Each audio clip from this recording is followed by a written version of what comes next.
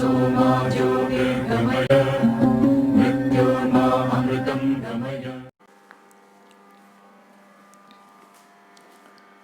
Hello everyone, this is Mahendra. In this video we are going to solve exercise 4.4 problem number 3. Let us see the question. This is the given question here. In the given figure, AB is parallel to CD, BC is parallel to DE, then find the values of X and Y. So this is the given figure. From this figure we have to find the X and Y values. So look at here, AB is a line and CD is a line. These two are parallel lines and this BC is a transversal to them. Okay, and next BC is parallel to DE and CD is a transversal to them. Let us write here, given AB is parallel to CD and BC is a transversal. Okay, next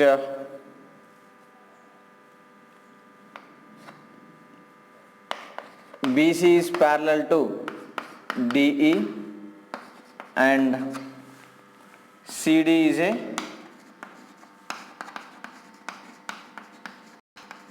transversal. Okay, right.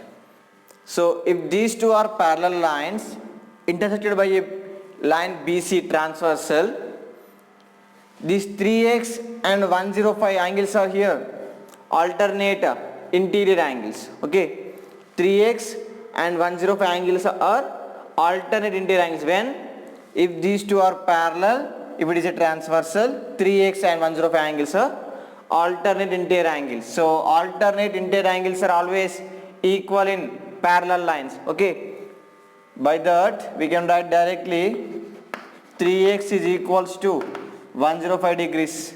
Write in bracket alternate interior angles. Next, so we can find x value here. So x is equals to 105 degrees by 3, 3 ones, 3 threes, 1 remaining, 3 fives. So x is equals to 35 degrees is the value. Right. Next, so BC is transversal to DE. Sorry, BC is parallel to DE. CD is transversal to this BC and DE. So here 105 and this angle D are both alternate interior angles. So we can write here 105 degrees comma angle D R. So angle D is nothing but angle CDE or alternate